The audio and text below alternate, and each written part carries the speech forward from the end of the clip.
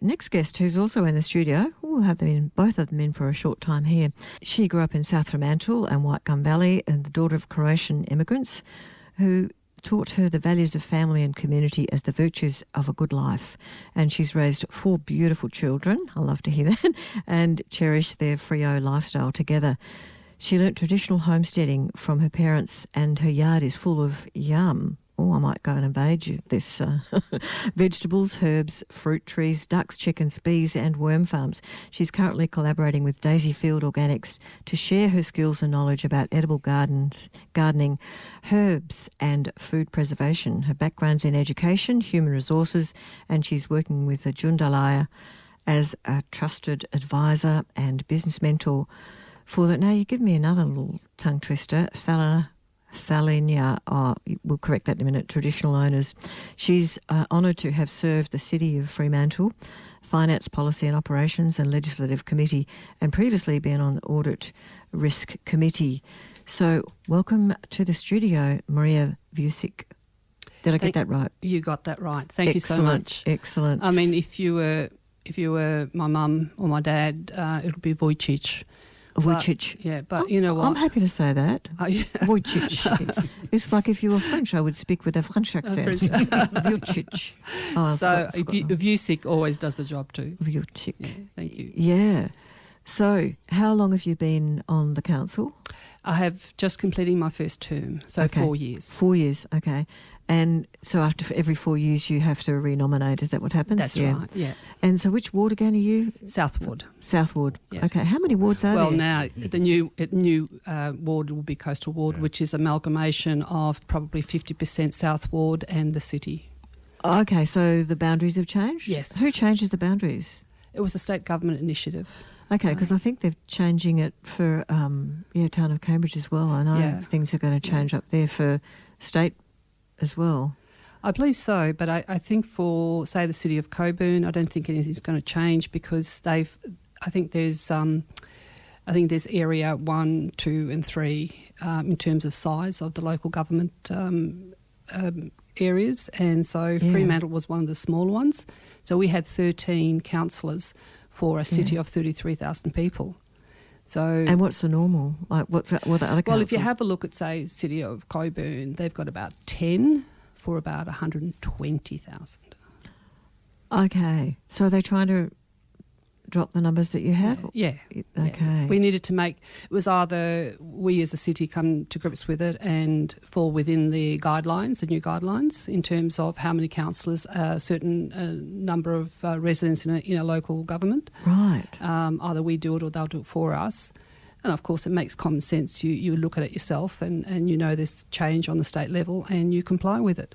So we're going to be reduced. We're carrying 2 extra councillors now. So we're reducing this election from 13 to 11. And then in 2025, at the next 2-year cycle election, we will drop to 9, which is 4 wards, 2 councillors per ward, plus a mayor. Wow. Yeah. Okay. Things are changing, aren't they? They are. That's quite significant for Fremantle. It is. And, but with them bringing in 400,000 more people to Western Australia, won't those numbers just go up again? And then what will they do? Well, if they come to Fremantle, I don't know where they're going to live. Well, I know in City Beach they're allowing big high-rises to go up next to me. Not happy about that. So I wonder. So is there a height restriction in Fremantle? There is. There's height restrictions. I think it's 4 levels. We're looking at 6. That's everywhere? That's in every ward, even going as far as... No, this is in the city. In the city itself, area, which I think makes sense that we need to have some restrictions there. We've got a beautiful heritage city and it needs to really reflect our heritage in terms of future development. But I think the heart of Beaconsfield is an area where there's going to be 6 stories. And there's going to be a combination of social housing and public enterprise or private enterprise. But I think, even so, it's perhaps good to get more people in because that obviously that creates more demand in the economy. However, buildings take time. You can't you're looking at 3, 4, 5, 6, maybe 7, 8 years. So what are you going to do in between time? It puts huge pressure on existing real estate. And it pushes people that are on the edge. I've come across so many people that have lost their homes because they can't afford the rent anymore, and they're living out of cars. Yeah. They're living in caravan parks. They're couch surfing at mum and dad's place, or living in their garage. Where is there a solution to? Is there another way of housing for everything? Is there more, rather than how we house people now? People choose to live in a house or wherever. Is there something else? I mean, that we haven't thought of that we could house all these people and they'd be happy, like a lot of single people. Look, I think the housing solutions are time immemorial in terms of solutions. However, I think you need to have a look at how we live culturally and how sustainably we live and combine the two together, because putting up a block of one bedroom, and I've heard this said time and time again, all we need is a small home or a one bedroom place, and let's build a whole series of them. Well, we did that in the 50s and 60s, and 60s in particular, right around the world, and it just produces a certain type of problem too, because unless people are going to have local employment, unless they're going to have things to do in their leisure time and so forth, and community amenities and services, then there's going to be a gap, and maybe we won't like the outcome of that socially. So it's a complex problem, but it's been around for a long time, and I do think we need to do better at targeting the many layers of that problem, rather than saying, well, let's just have tiny houses and we just can fit more, and that'll do the trick. I think there's a lot more to it. What about communal living?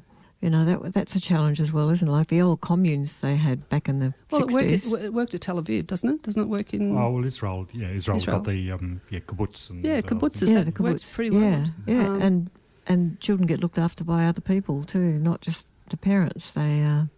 Well, I can tell you, growing up as an ethnic kid in Fremantle, let me tell you, I had quite a few mums and dads used to slap me around when I got out of line, and they weren't my biological mum and dad, I can tell you. They were the community. If they saw you in Fremantle, Look, I know I went where I grew up. There was a lot of older women there, and they were spinsters, and they would ring. I went to Loretto Convent, and they would ring the nuns and tell them, because we all looked alike, all the Baker girls, a whole lot of us. Oh my God! And and they would say she was seen in the street without her gloves on, without a hat on, or something like this. Yeah, but again, they would look out for you. Absolutely. If you needed looking out Absolutely. for you. I can remember the first daring thing I did as a 16-year-old, and walking down Ray Avenue with bell-bottom pants. And mind you, I didn't leave home with them. I actually got dressed at a friend's place, and I thought I'd do my stuff down at Fremantle and meet my girlfriends. And I saw a couple of guys on the corner of South Terrace, and it was used to be called the Newmarket Hotel, and I thought, they're my dad's friends. I'm dead. And by the time I got home, I don't know how they got there, but my dad was waiting for me. Stephen, did you have any experiences like that growing up? Were you a good boy? I grew up in Albany. I think it was different back then. It was a pretty laid back, but we used to all get on the bus to go to the primary school. I went to the Albany Infant School, which is now a Dome Cafe. But I remember one thing that sticks in my mind when we talk about schools is my mother. She was from London, and she said one thing she couldn't get her head around, and she said this even when she was getting dementia, was that she saw kids going to school in Perth bare feet. And for somebody come from England, that was just never. That would be state schools. But I think we did that, and we probably, whether it was hot or cold or anything in between, go bare feet to school. Yeah, wow. It's just a memory that sticks. I can imagine that in country towns and in Broome, definitely places like that. I didn't realise that happened in the city as well. Well, that was back in she came out in the 50s. So yeah. Maybe a bit more late back then, but some of us were alive in the 50s. So, Marija, you've got in your second term, this is what you're planning to do. Yeah, do you want to tell us what it is? Well, look, I've got to say that I don't come from a government background. I'm very much a private enterprise type of person, and I've done, I was initially a school teacher, and then I went into human resources and industrial relations in major mining project, mining and construction.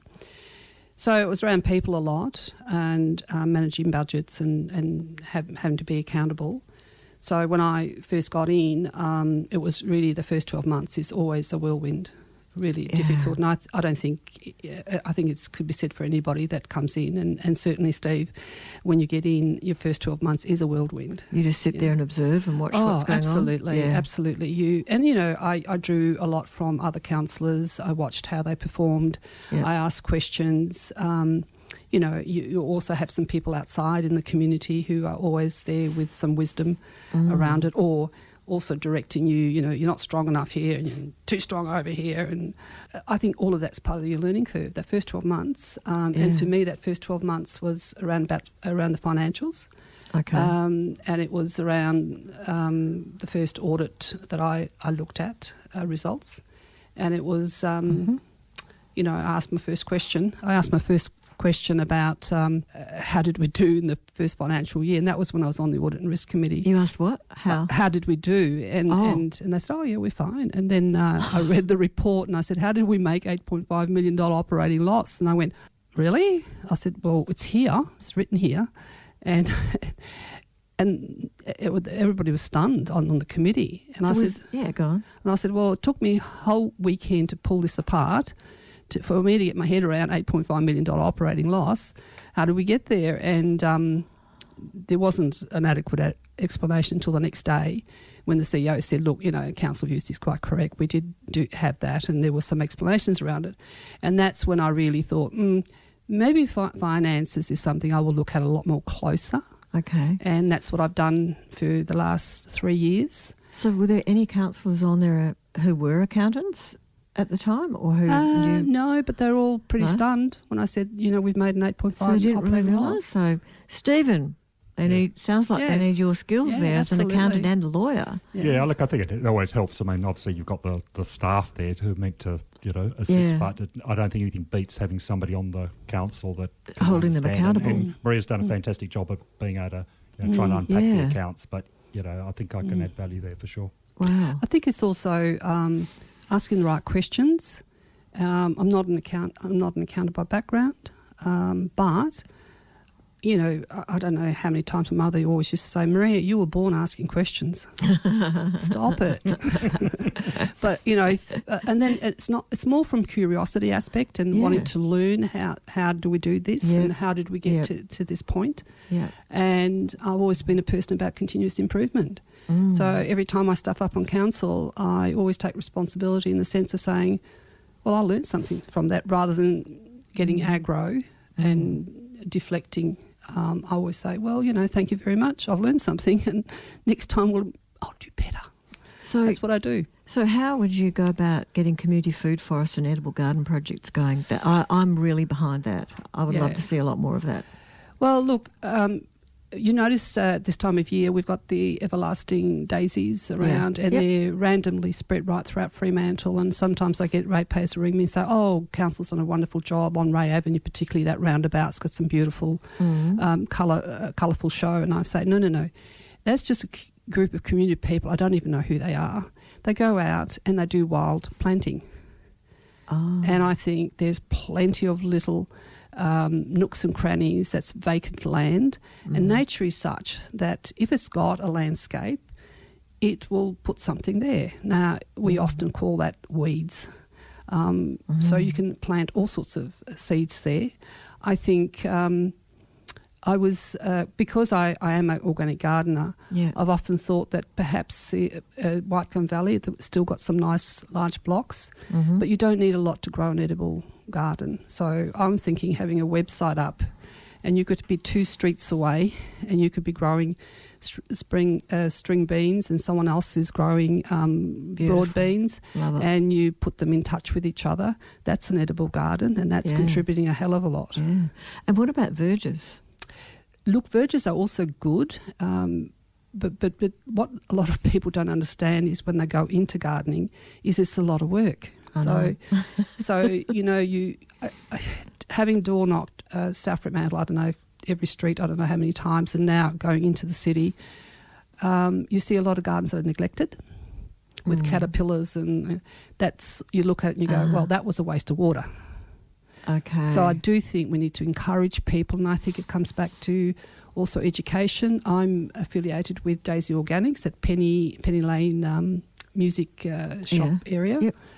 And we've been holding sometimes fortnightly, sometimes monthly, where we have lifestyle type of workshops, and we've done things on organic garlic honey, and we have people who sign up for those courses. We also have one, Mark Woodcock's also done beekeeping, but that's all educational. I'm going to do one shortly on fermenting vegetables. Don't throw them away. Here's how you can ferment them and keep them for 6 months. Yeah. So I do think getting the community together, sharing that knowledge, and I think I've got to a stage of my life where I take for granted that I can live off the land, and I literally can, but a lot of people can't, and a lot of our younger generations need to have confidence in that simple essentials that we take for granted of a certain generation. Yeah, well, I've started organic gardening a couple of years ago, and I know what I can grow, what I'm good at growing, and other things is like, they just keep dying on me. I won't do that well. I'll just go with the ones that I know that I can grow really well, and then just introduce a new one, maybe every year, instead of trying to grow 10 things at once and 8 of them don't work. It's like, oh, no, that's not 8 actually, but, you know. But could you imagine if you had a website where you grow what you really like to grow? And I'm a big believer, grow what you like to grow because you're likely to take care of it. Yeah. And then 2 streets away, someone is growing something else that they love and you exchange it. Yeah, well, we exchange things like I've got a lima tree, so I exchange that with other people with the grapefruit tree or with something else, an orange tree and things. But, there's a lot more that we could do with that on lots of councils. Yeah. Stephen, you said you might have to leave shortly. Yes, I'll have to get going in about 5 minutes. So... Can I just say on that subject of edible gardens, Samson Park, I just think it's a beautiful piece of land. Yeah. It's a beautiful natural park. It's got so much there, but we haven't looked after it very well. Can you imagine if we pumped some money into that? And if we had our cat bus still going, we could make that into a major tourist attraction with, maybe a tea house in there. So the concept of edible garden is only as short as your imagination can be. But I think Samson Park is such an underrated and underutilised piece of park. Yeah, so much we can do. Stephen, do you grow your own veggies? Well, we've got a lime. My wife does. I'm not that good at that. But we have a lime tree which produces so many limes, and a mandarin tree, and some herbs and that. But around the corner from me in Moran Court, there's a community garden on one of the verges. You've also got olive trees, haven't you? We've got olive trees, and then there's also a community group in Livingston Street called the Beaky Bunch, or the West Beaky Bunch, and they're very good at organising community events, including going around picking the olives and pressing them and producing. Yes, I've done that too. That's wonderful. I like doing my own olives. Yeah, it's been Well, it's been lovely having you on. So Stephen, Stephen Pint. Pint as in lint. Pint. Okay. No, look. It's like I've got this block in my brain. Yes, so you're a candidate for Central Ward. Stephen Pint, there's only you and one other person. One other existing councillor. So, I hope people have looked at my flyers, and so we're out there door knocking. I've got some good helpers helping me with door knocking, and great. The main thing is to get everybody to vote, because it's not compulsory, but we want people to vote. Okay. And unfortunately, there's been that confusion with the ballots, but let's hope that we get the numbers up. So that's your little passing words to the listeners? Yes, please vote. Hopefully for me, but even just vote. Anyway. And they can. And where do they get to vote? Well, they've got their ballot papers, so they just need to complete them, and they can post them. Okay, so it's all been posted to them. Or they can go in on the day, which is the 21st of October. I'm not sure if they go in before then. 21st of October. No, you can go in before then if you're dropping off a postal vote. Okay. Yep. But to actually vote off the roll is the 21st. And that's the only place at the council. Yeah, council. Okay, great. Okay, well, thanks for having me on. Well, thank you so much for coming on, and all the best. Thank you. Appreciate it. Welcome. So what inspired you to join, to nominate for council 4 years ago? Look, that's a story in itself, but I just felt that Fremantle was not the Fremantle that I grew up in. I don't expect it to be, but I do expect that the change would be a lot better than what I saw. You know, my parents have lived in the same street since 1959 in South Fremantle. It was a time, you know, when we grew up there. We grew up in the Fremantle end of White Gum Valley for a little bit of time. Then we moved down to South Fremantle. Honestly, it was a rough neighbourhood. You know, we lived right next door to the old Davilac Hotel. And, you know, I can remember my dad saying to me, if I ever see you in that hotel, Maria, I'm going to give you what for. And I was over 18. But you know what? I can honestly say I never felt unsafe. Right. But it was a pretty rough and ready type of place, Yeah. So basically I looked after my parents for a while. My mum passed away, and there's 3 of us kids, and we inherited the house, and I felt that I wanted to keep it because of its significance to me. So I paid out my brother and sister, and then I decided to come back and live full time in that spot. Built a new house, and then I looked around, and again with a fresh pair of eyes, and I looked at Fremantle, and I thought I did do a bit of complaining to one of my sons, and because I got 3 sons, and he said to me, "That's unlike you, Mum. You usually do something about it." And I went, "Oh, okay." And then, you know, 2017, someone said to me, "Oh, look, why don't you run for council?" And that's how it started. I hadn't a clue how to do anything. And all I did, I was full of vinegar and vim, all I can say is. And I just knocked on doors. And what I discovered was that a lot of people had disengaged. And that local, because it was not compulsory, you had councillors being elected on, you know, 30% of the vote and so forth. So, you know, I got involved a lot more. I was involved in a number of important issues, like when there was community consultation for the King Square redevelopment. I went to quite a few of those meetings. I was very much in the background, and I also thought that a lot of that community consultation was really a tick in the box. They really had made their decision what they're going to do. Well, that's what I think's happened in where I'm in, town of Cambridge. Yeah, I know. I mean, they have all these meetings for the ratepayers, but they've already made their decision. Yeah, I think this is, you know, my parents came out of communist Yugoslavia, and my dad was not that way inclined. So they really gave him a hard time, to such an extent that we ended up as a small little family, refugees in Italy as a result of it. And so I guess in my household, they loved, you know, Fremantle. We've had family, close members of our family come out from 1914. So my great uncles came into Fremantle. You know, my grandfather took a turn in the 1930s to come out here as well. So we've had sort of this first level of family here. So when we came here, it was freedom. It was wonderful. It was process. There was a level of transparency that they'd never experienced, and they really held that to heart. And I can say that my dad brought real estate. You know, we ended up in Gawlia, Leonora, Kalgoorlie before we came into Fremantle. Wow, So, and each time my dad used to buy a little house. And I always used to say to him, "Why did you buy a house? You never bought a house in the Croatian community.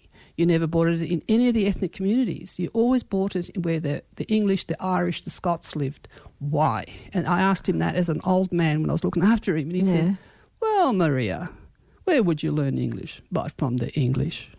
That was his reason. Yeah. So they valued this.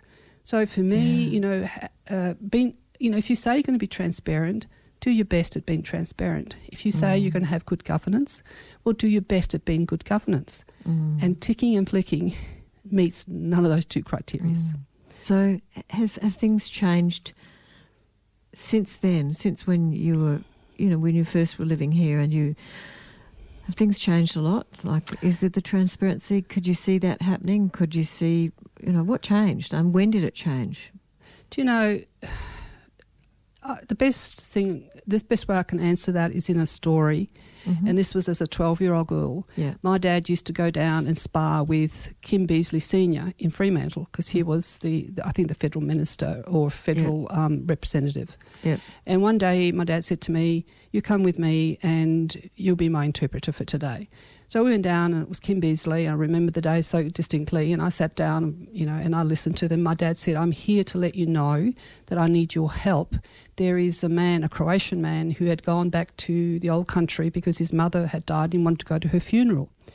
And the Yugoslav government at the time had detained him, took away his Australian passport. He can't get out of the country."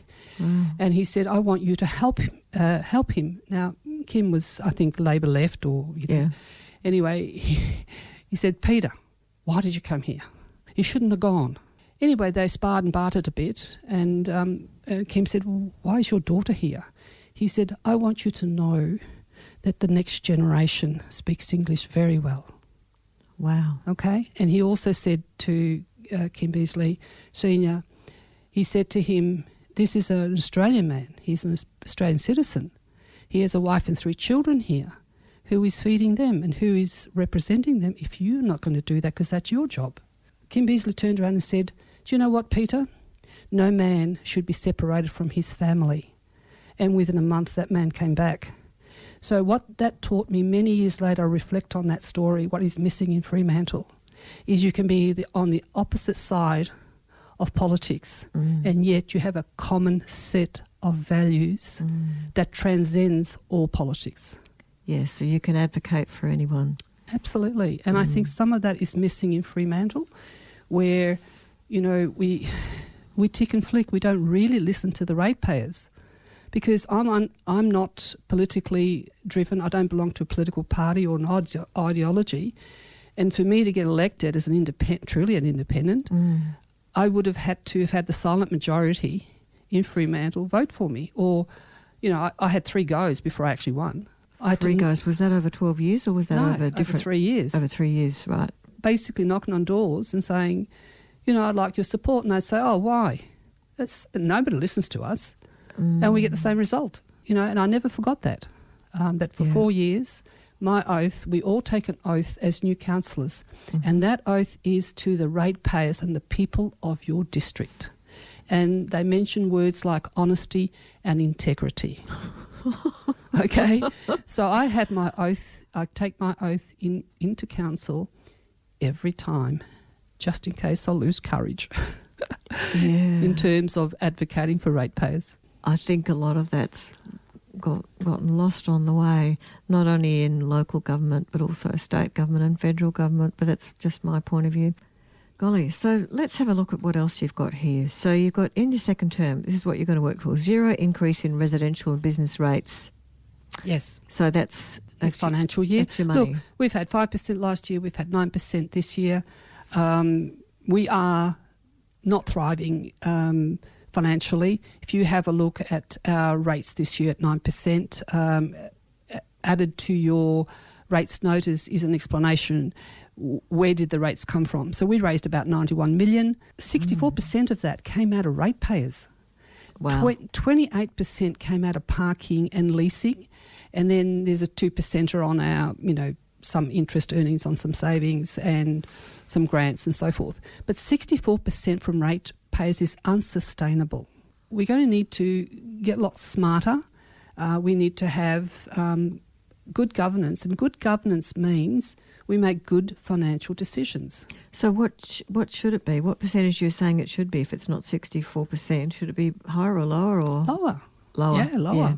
Have a look at the City of Melville. They made a whopping income stream there for last financial year. What we've done, we've invested a whole heap of money in the King Square redevelopment. In 2012, we put to the city a business case proposal that this redevelopment would reactivate Fremantle and it would be 45 million.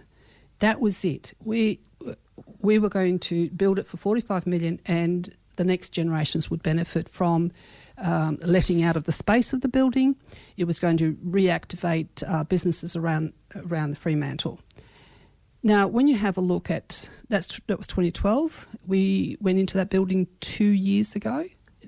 some of the reporting on that building costs that were coming in during the time of the building, I questioned it. After about 12 months of interrogating, remember, I'm not an accountant, I just ask questions and I get there.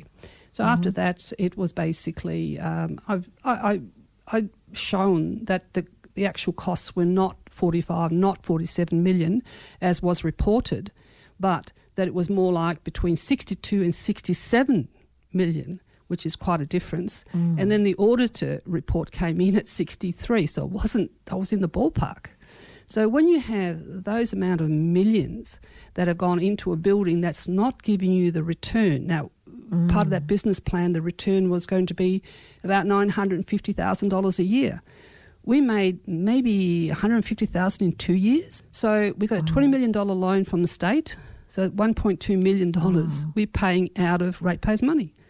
So are there empty rooms, is the building full, or is it? No. Well, there is one level. There's some, obviously the city administration and services are housed there. But you've got the top level, which is not quite finished yet. That should have been let out. We've got space all around the building that might be let out.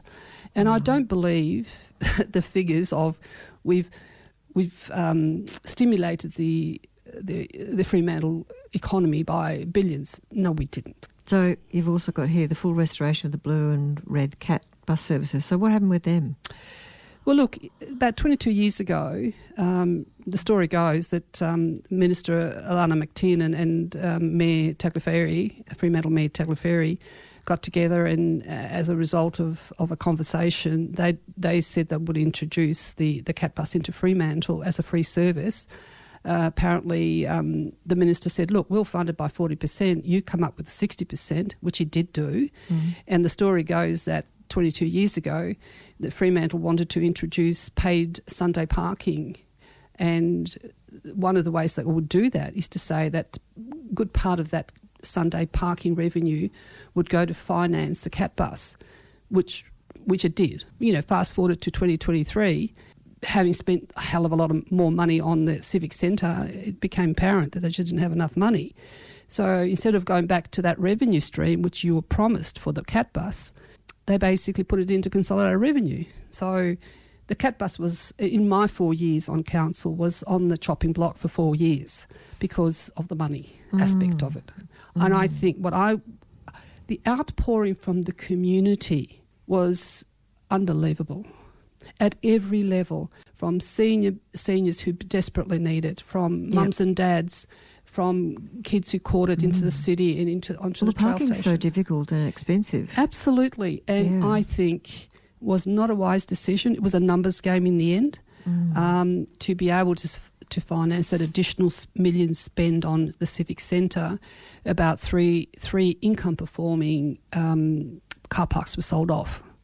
So they were sold off, okay? So we had them, but they were sold off. And, I always say, for me, council, you always know what they value is what they finance. Now, they didn't want to finance any car parks, and we've just lost the Cappuccino one on the where the old Stan Riley Centre was. That's been now the police station location. So we lose another one. That was important. What about the one that's behind the IGA? Oh, the Henderson Street one. Is that it? Yeah, that used to be owned by the council. I thought so. I won't park there anymore because it's so expensive. Well, we used to get, I believe, about 11% return on that, and we sold it for less than replacement value. I mean, it didn't make sense, did it?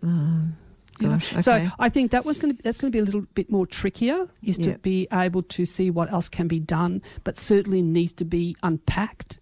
Otherwise, the whole idea of parking in Fremantle, you hear that time and time and time again. That people say, well, I don't want to come to Fremantle because I can't. Oh, well, I can go to, well, if you're going to shop, you go to Garden City, you go to Claremont, you get 4-hour parking. Yeah. So, we need to unpack it and look at it seriously. Yeah. Yeah, I know. And that same car park, the Henderson car park, when I did park there, you had to spend a certain amount at a certain shop. And it was like, I've heard it being advertised that it's free parking, but they didn't say you've got to spend so much money to get that free parking.